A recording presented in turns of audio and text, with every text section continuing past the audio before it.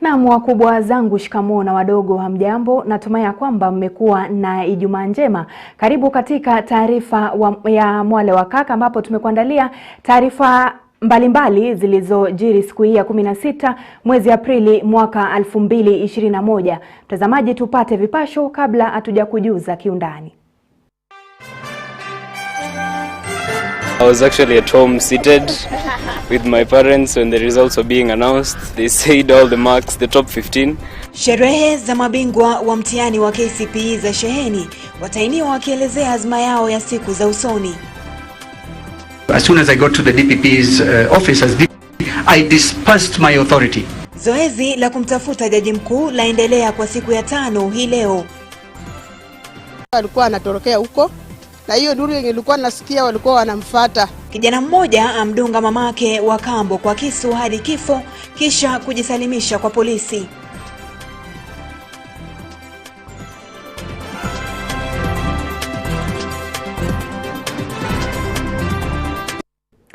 Huu ni Mwale wa Kaka, nami Aidah Munzatsi, na kwa lugha ya ishara ni Edith Koros. Siku moja baada ya kutangazwa kwa matokeo ya mtihani wa darasa la 8 KCPE, shule mbalimbali na familia zinazidi kusherehekea matokeo bora. Faith Kaulu anatufungulia Mwale wa Kaka na taarifa hii kuhusu matokeo ya mwaka huu ya KCPE. Sherehe za kufanya vyema kwa wanafunzi kwenye mtihani wa KCPE zimeendelea hadi siku ya leo. Katika kaunti ya Nakuru, mbwembwe na vifijo zimepaa angani katika uwanja wa shule ya msingi ya Moi. Shule hiyo ya umma ilikuwa imesajili wanafunzi 298 ambao wote waliandikisha historia baada ya kupata alama za juu licha ya changamoto zilizokuwepo kutokana na janga la corona humu nchini. Ezra Omoyo, mwanafunzi aliyeibuka wa kwanza shuleni humo, alipata alama 437. Kulingana naye, ushirikiano na umoja wa wanafunzi na walimu imechangia pakubwa matokeo mazuri. All these marks, I actually thank God for them. It's because of the efforts put by the teachers and personal revision that we've come this far. Mwalimu mkuu wa shule hiyo Bi Carol Njuguna aliweka wazi kufurahishwa kwake na matokeo ya wanafunzi shuleni humo na kupeperushwa kwa bendera ya shule ya msingi ya Moi juu zaidi. We thank God, and also I thank my team, my colleagues, my team players. They did excellently well. They worked so hard, tirelessly to make Moi proud and to restore the glory of this school. Shule hiyo yenye wanafunzi 14 waliopata alama 400 kwenda juu ilikuwa imesajili wanafunzi wengi katika kaunti ya Nakuru. We believe we've done the best. We believe we are the best public school this time round. Hali imekuwa ni ile ile katika kaunti ya Nandi, kijiji cha Koisoli, katika shule ya msingi ya St. Matthew Septon North. Raha isiyo na kifani ilikithiri hadi kupelekea meneja wa shule hiyo kuvalia sare za wanafunzi katika hali ya kusherehekea matokeo yao.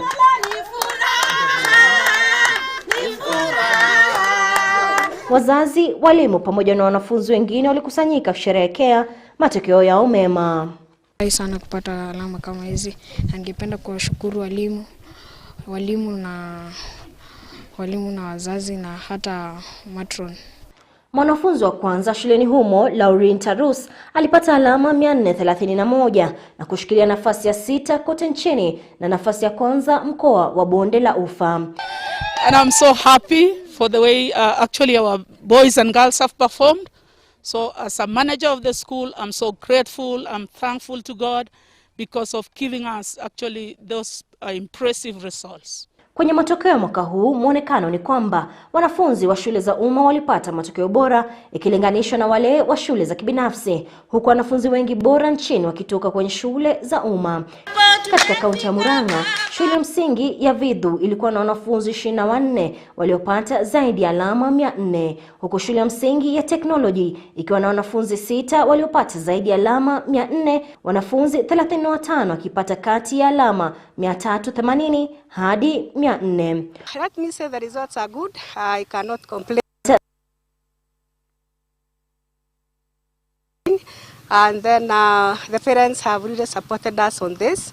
huku mwalimu mkuu wa shule hiyo Bi Beatrice Washira akieleza jinsi amefurahishwa na matokeo hayo mema licha ya changamoto ya kufungwa kwa shule kwa muda mrefu baada ya kutangazwa kwa visa vya corona humu nchini. Our learners have also done very well despite the issues that were there for COVID-19, and our teachers also did their best to make sure the learners were well prepared for KCPE despite the many issues that were. Aidha, licha ya shule mbalimbali za umma kutoa matokeo mema, wapo wanafunzi wa shule za kibinafsi waliopata alama za juu. Ni mara ya kwanza kwa shule msingi ya Edinburgh kusajili wanafunzi wa KCPE na matokeo yao yalikuwa ya kutia moyo. We have a mean score of 379. Our first candidate got 402 and majority of them got over 380 and 390. Kulingana na mwalimu mkuu shuleni humo Bwana Wambugu, matokeo hayo mema yamechangiwa pakubwa na masomo ya mitandaoni yaliyoendelezwa na walimu shuleni humo baada ya kufungwa kwa shule ili kuzuia msambo zaidi ya virusi vya corona. During corona period, we were able to learn through Zoom. Therefore, we were able to reach even those people who are at home. And this is what has made us to do very well. Ama kweli sherehe na mbwembwe zinazozidi kutamba kote nchini ni ishara kwamba licha ya tandavu la corona lililoyumbisha mipangilio ya kawaida, wanafunzi wa darasa la 8 walijihami vilivyo, ishara ya ujasiri na ushindi wao ukiwa matokeo mema licha ya changamoto zilizoibuka.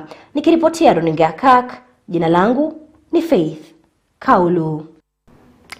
Shukran Faith Kaulu kwa taarifa hiyo. Na heko kwa watahiniwa wote wa KCPE mwaka jana.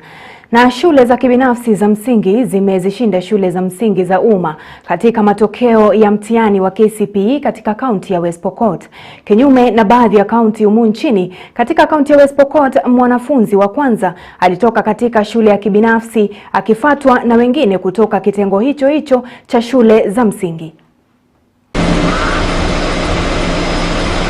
Miongoni mwa shule za kibinafsi zilizofanya vyema katika kaunti ya West Pokot ni Kapenguria Townview Academy, St Mary's Assumption Catholic na Makutano Central Academy ya kwanza ikipata pointi 376.7.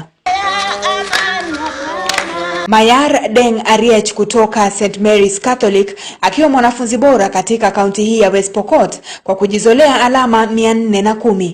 I'm grateful that I've managed to be on the top in West Pokot County.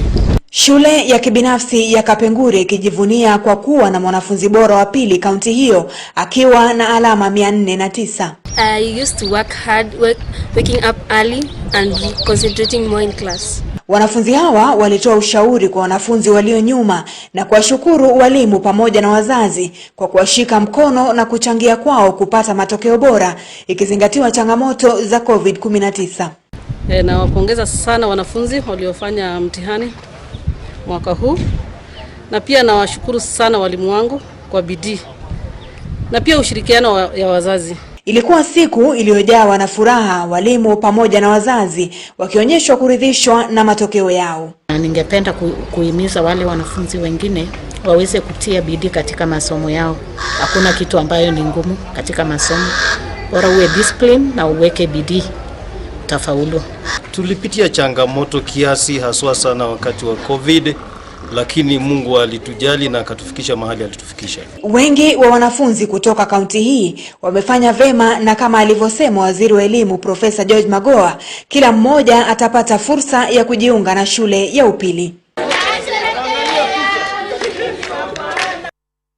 Na kwenye taarifa sawia na hiyo ni kwamba wanafunzi kutoka mitaa ya mabanda ya Aidah na Mikindani kaunti ndogo ya Jomvu kwa Mombasa wamekaidi uchochole ulioko eneo hilo na kupaa zaidi katika mtihani wa KCPE, matokeo yake yaliyotangazwa hapo jana. Shule ya Leeds iliyoko kwenye mtaa wa mabanda wa Aidah iliandikisha wanafunzi 8 waliozoa alama ya 400 na juu, huku grade ya wastani kwa shule hiyo ikiwa 372. Hali sawia ikishuhudiwa huko Mikindani ambapo mwanafunzi aliyezoa aliongoza kwenye shule ya kipekee mtaani humo St. Irene's Primary School akizoa alama 418. Kulingana na walimu wakuu wa shule hizo ni kuwa bidii na uungwaji mkono wa jamii ulichangia pakubwa kufuzu kwa wanafunzi wote licha ya kuwepo hali ngumu ya kimaisha na umaskini unaokithiri mitaa hiyo ya mabanda.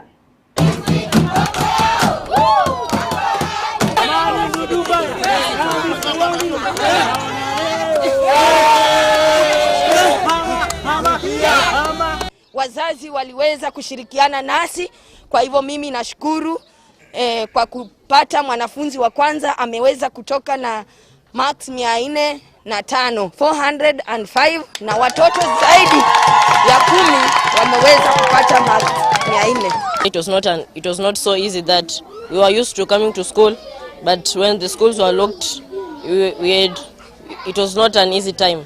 It was so rough that we had to just endure, and when we came back, we did so much so that we could cover the lost time. We thought probably the effects of the corona would affect our performance, but we thank God that this time our results have been very good. And this one we attribute to one, cooperation among the teachers, parents and the learners. Our learners have been outstanding, their behavior has been very good, and we thank God for that. Na hali ya huzuni imetanda kwenye eneo bunge la Mumias Magharibi baada ya mwanamume mmoja kumdunga kisu mamake wa kambo hadi kifo na kumwacha babake na majeraha mabaya. Baadaye mshukiwa huyo anasemekana kujisalimisha katika kituo cha polisi. Hali ya taharuki imetanda katika kijiji cha Mashingwi eneo la Shikalame baada ya pendo la mwana kwa wazazi wake kutoweka na kupelekea mwanamume mmoja kumuua mamake wa kambo na kumwacha babake mzazi akiuguza majeraha mabaya. Alikuwa amedungwa visu kwa shingo mbili, mmoja kwa kifua imetokea nyuma kwa mgongo, ingine kwa mbavu. Alafu naye mzee pia alijeruhiwa na huyo kijana anaitwa Amos Makoha na Bwire. Na mzee alikuwa anatoa damu mingi kwa mapua, kwa mdomo. Hakuongea neno lote. Inasemekana kwamba huenda tendo hilo lilisababishwa na kutofurahishwa kwake na kipande cha ardhi alichogawiwa na babake mzazi. Mzee kawaida aliwakawa shamba kawaida, lakini hakuridhika na mahali penye alipewa. Kulingana na familia pamoja na majirani, Amos amekuwa akisababisha mzozo mara kwa mara, huku akiitisha kwa lazima kipande zaidi cha ardhi pamoja na hela kutoka kwa babake mzazi. Mimi ni jirani yako, naongea kama mama yake mdogo kwa boma. Kila mara anakombleni kwa hiyo kipande yenye alipewa haimtoshi. Anataka asongeze. Haya, na mzee naye ameshapea kila mtu haki yake. Haya, mzee akipata pesa kidogo, huyo anamfuata lazima ampatie na nguvu. Sasa kulingana na maisha vile ugombi wao huwa unakuwa, huyu kijana huwa anagombana na mzee. Lakini mzozo wa usiku wa kuamkia leo haukuwa kawaida, kwani nia ya Amos ilikuwa ni kuwatoa uhai wazazi wake iwapo swala lake halitatatuliwa. Hiyo mzozo inakuanga kiasi tu ya mzee nini, hiyo ya kawaida tu ya kiboma, lakini jana tu kusikia kwa mzozo mwingine. Tulisikia tu alikuja hapa mapema, kakaa na mzee, akaanza kuongea na mzee vizuri tu kama mtu mwenye anamuelezea kitu kizuri, kumbe alikuwa na nia ya kuua. Alipata mzee kwa nyumba, alianza kwanza na mzee, akamuongelesha kidogo, kisha akaingia kwa nyumba wakati mvua ilikuwa inaanza kukuja, ikaanza kunyesha. Akaanzana na huyo mzee, pia alimjeruhi. Akamdunga kisu kwa mbavu, kwa mdomo, kwa kifua. Ndio mama alitoka kuja kuamua, akamalizana na huyo mama.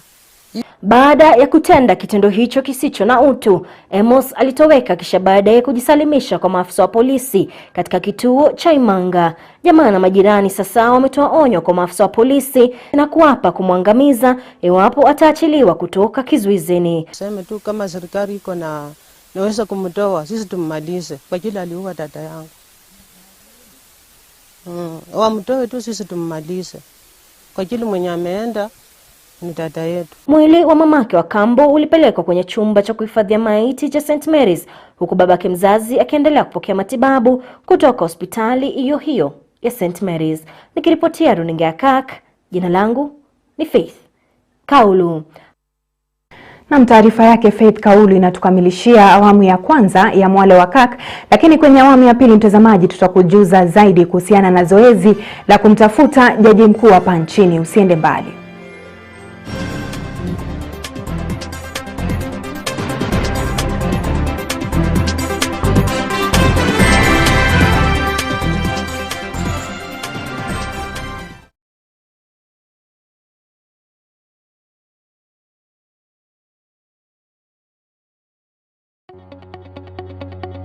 We welcome your feedback on our programming. For questions or comments, kindly get in touch with us on email info@kirktv.org, SMS us on 22167 or call us on 0794 588 054.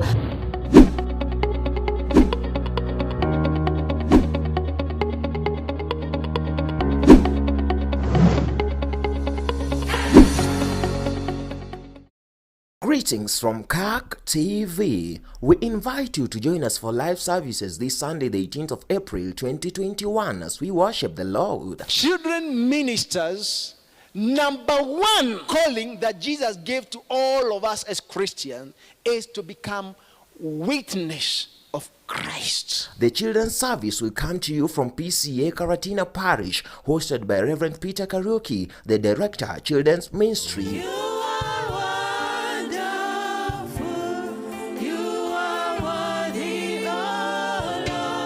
Join us for Youth Week 2021 launching service at the PCA Nairobi West Parish from 10 a.m. led by the Right Reverend Patrick Thegumtahi, the moderator of the 23rd General Assembly. The service will reflect on the theme Psalms 119-105, Your word is a lamp to my feet and a light to my path. In the afternoon, do not miss an exciting session of the Youth Tuko program hosted by Reverend Anton Miringu, the Director, PCA Youth Department. Tune into Kirk TV on Signet, Kirk TV Kenya on Facebook, and Kirk TV Kenya on YouTube to fellowship with us.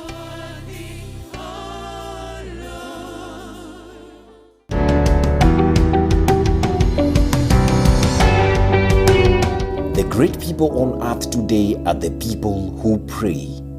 Not those who talk about prayer or those who explain about prayer, but those who take time and pray. God answers prayers. Why? Because he hears. His ear is not deaf, so he hears our prayers. Men and women who go before God, we should be men and women of godly standards. Sure. So we abide, so that we keep tapping from the source. But as we pray, it is important to tell God that your will be done in this prayer that I'm praying, or about this prayer item that I'm praying about.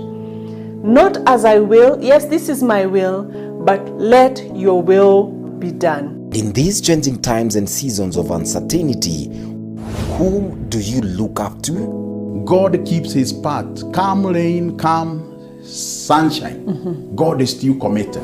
From one generation to another, and it's not like shifting shadows that he will change, but join Reverend Elizabeth Kimani and Henry Kaira every Wednesday from 8 to 9 p.m. live on Kirk TV for Call Unto Me. 2021, he's still the same God and he has not changed.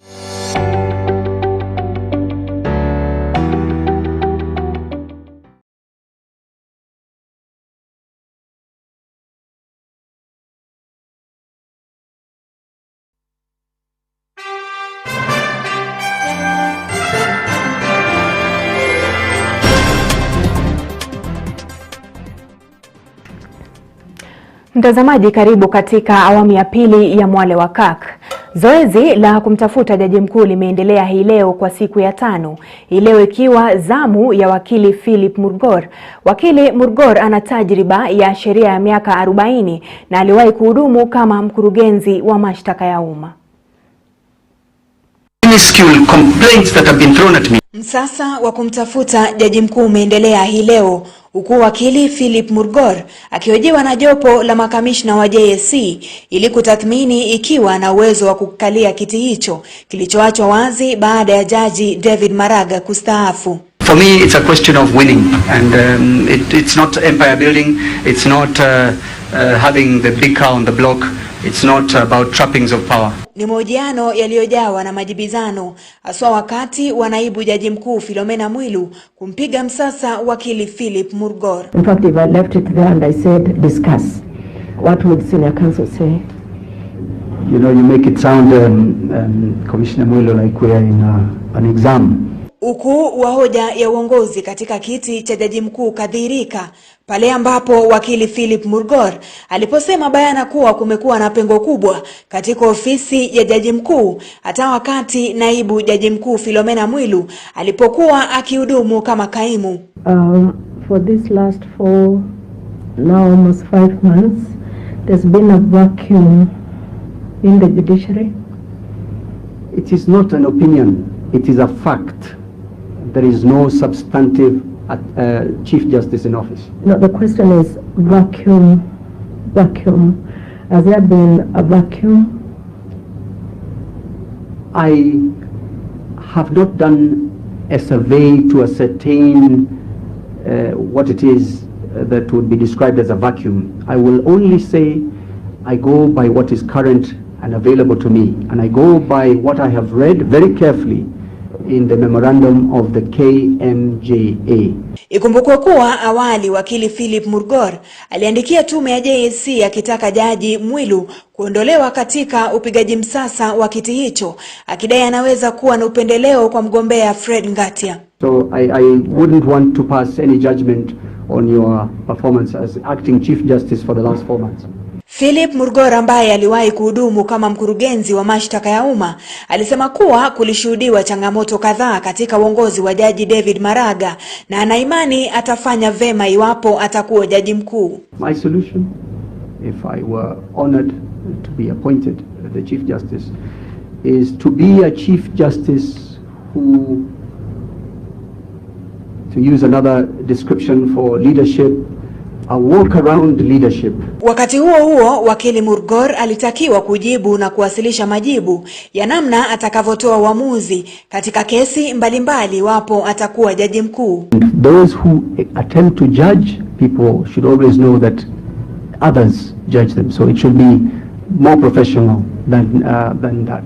Ikizingatiwa wakili Murgor ana tajriba ya sheria ya miaka 40, ametoa uamuzi katika kesi mbalimbali humu nchini na alitakiwa kuelezea namna aliafikia uamuzi huo. So it doesn't go into it in those circumstances, but it deals with the principle. Okay. Different facts, different considerations lead to different sentences, should lead to different sentences. Okay. Mawakili watano zaidi wanatarajiwa kuhojiwa wiki ijayo kwa siku 5, wakiwemo wakili Nduma Nderi, Fred Ngatia, William Ouko, Wekesa Moni na Yano Alice. Na wakazi wa eneo la Joska kwenye barabara ya Kangundo, kaunti ya Machakos, wanahalilia haki kufuatia hatua ya ubomozi wa nyumba zao Disemba mwaka jana. Hii ni baada ya mwekezaji wa kibinafsi kujitokeza mwaka huu na kudai kumiliki kipande cha ardhi hiyo. Kulingana na wakazi ni kuwa ardhi hiyo yenye hekari 40 wameimiliki kihalali baada ya kufanya ununuzi na kukabidhiwa cheti cha umiliki wa shamba. Hata hivyo, kilio cha wakazi kimegonga mwamba baada ya kudai kuwa hakuna anayewasikiza kumzuia bwenyenye huyo kunyakua ardhi ya umma. Licha ya kutafuta usaidizi kwa uongozi wa serikali, wakazi hao sasa wamesalia bila la kutumainia, kwani pia wakili aliyekuwa anawawakilisha amegeuka na kujiunga na mwekezaji huyo wa kibinafsi.